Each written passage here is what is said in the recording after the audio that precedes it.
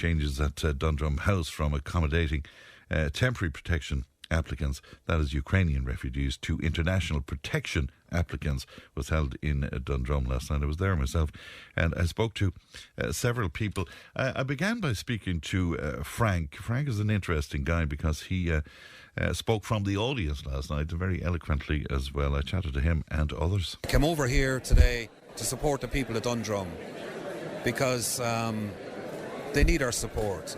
My sister was married in the hotel here in Dundrum, and years ago when I was a teenager I worked for the railway out in Bishopswood, and I know Dundrum very well, and we have ancestry around these parts as well, and really what's happening now is terrible. And if the referendum proved anything recently, is that the government have lost their mandate. The people of Ireland no longer trust the decision-making powers of the people in the Dáil, but they're pressing ahead regardless. They want to bring in new laws, new legislation, and they want to bring in iPass centres in every little town and village in the country. There's to be no place for us. Now, we don't know why this is going on or why they're pushing it, even though they know it's grossly unpopular. So I'm here today to tell the people of Dundrum that people like me from Thurles, and there's loads of people from other towns and villages around Tipperary, support them. And we'll do everything we can to support them, because we're next. And it's as simple as that. So it's Andrea Crow. My experience with Dundrum House Hotel is a personal one, but Dad and Mam acquired Dundrum House in 1978, and 3 years later it became Dundrum House Hotel. We as a family grew up in the hospitality business, and I suppose I know how privileged I was to grow up in that environment for many, many reasons. In my dad's retirement, forced retirement at the young age of 82, we sat down one day up at home, and I suppose he just told me a bit more detail about his business life and his journey. And when he was kind of at the end of his story, I had a question for him, just a very simple question. Just why? I suppose it was something I always kind of wanted to ask Dad. Why did he do it all? And he had a very, very simple answer to that. And he said, people. And we did take a moment over that, and he said, I love people. That is really resonating for me now. This is really about the people. And, Dad travelled far and wide for over the years on behalf of Southeastern Tourism to spread the word about County Tipperary. He was a very proud Tipperary man and an even prouder Dundrum man. And he loved his little village of Dundrum, and he wanted people to come here and visit us and enjoy what we have here. And if he was still with us, Andrea, what would he think of what's happening? You see, this is a good question, Fran, because it's hard to speak for Dad at this point, but I would like to think, and I would be pretty certain, that Dad would be sad actually for the Ukrainian people in there and how they are going to be treated. I also think he would be very sad for our community, and that in the first place we have to stand here and do this. I mean, it's disappointing.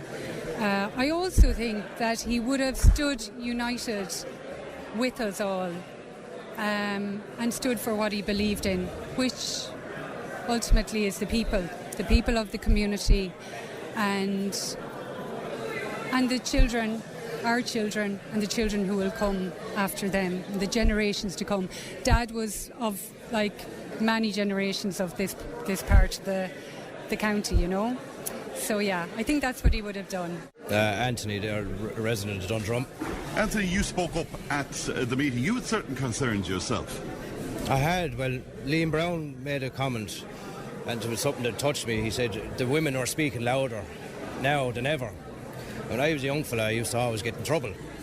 And when I got older, I could never understand when I was young, I could never understand how my mother always knew. And when I got older, she said women's intuition.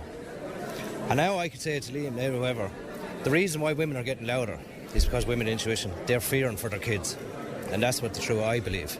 And they're scared. Nobody knows who's coming.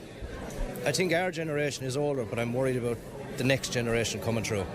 And I don't think it's fair that we're not told. If people were honest with us and told us what was happening, I don't think there would be as many angry people. And is that what it's down to? It's a lack of communication. It's a lack of communication. Nobody. 400 people here tonight. And like yourself, I'm local. I know all these people here tonight. These are decent people. Yeah, and there's people making out that this is Ukrainians and stuff like that. The Ukrainians have been here for a year and a half, and there was never any of this. And they're lovely people. They're integrating with everyone, and they are nice people. I have neighbours they're lovely people. It's the fear of not knowing what's coming. Yeah. And I think that's what scares people. Yeah. So. And are you any more positive after anything you heard tonight? We heard about meetings with the ownership there. Are you feeling any better tonight? I hope people can see. I feel better that more people are starting to be aware of what's happening. I think this was kind of hidden from everyone. And it's lovely to see a whole community coming together. And I think if it happens more and more, I think these things can't happen so secretly. And I think that's what the problem is. I am Sinead Ryan. Sinead, you're one of the original organisers. Why, in the first place, did you start this? Because I felt this was an issue for the area and the community that was together, that it was a community issue. And because there was no clarification on what was actually coming in, we needed clarity on that, and that's why we stood forward to help out for the community and just voice their opinion on it and see how we get on after that. 2 public meetings so far, almost Yes. 400 people here tonight. Yes. Incredible turnout. Are you feeling any better about it at this stage? Yes. Are you clearer about it? Much clearer from tonight. What do you think is happening? I think that on behalf of Jeff, Leo, I think that regardless of what we've brought forward, meeting together, protest, I think a certain element will come forward that this will happen. But as a community, we will try and stop it happening for the safety of our kids and the community and our children and the ones going forward. As we speak, people are signing up. They're signing to take part in protests. Is that heartening for you? Yes, but it's also massive support shown from a local community of all the people that have come forward just to sign on that. We know that we have the backing of the community once all that's on paper. Without that and that clarity this evening, we had nothing before then. So now we have more clarity on it, and we're very happy to go forward on what's going to come ahead. Jennifer Taylor. Jenny, again, you're one of the original organisers. Are you happy about the turnout tonight? I'm actually delighted with the phenomenal turnout we have got from our own community. We're pulling together. Last week the word wasn't out there, but now it is out there. They're all coming together from surrounding villages, I suppose, which is phenomenal. And yeah, I can't thank them enough for coming on board with us. We started this when we got word we want to safeguard our children, our community and our families. What next, Jenny?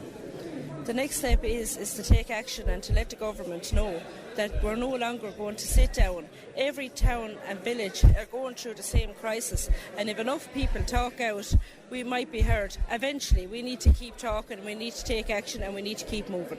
Does it bother you, Jenny, that there may be people that say, oh, there are a whole bunch of racists down around Dundrum? Yeah, it does. We're going to get that. Look, people are entitled to their opinions. Opinions differ, but at the end of the day, we're here for our community, and we're going to stand tall, we're going to stand united, and that's all I can really say on it. I don't care what others say. Raymond Heaney. Ray, you had a lot to say tonight. You got a lot of applause here tonight. Can you sum up what message you had for the people here tonight? The message I have for the people of not only Knockavilla, Donaghskee and this centre in Dundrum, the neighbouring parishes, County Tipperary and our nation, is that we are currently in the midst of a plantation. Our whole culture, our whole way of life is going to be diluted and ultimately decimated. If we are going to accept it as a democratic state, that's fine, but I think if anybody has any concern with the level of immigration into our country by those that are unvetted, undocumented, they really need to think how they're going to act. So we need support in Dundrum. We need people to come and peacefully protest at the gate. We have a roster for that.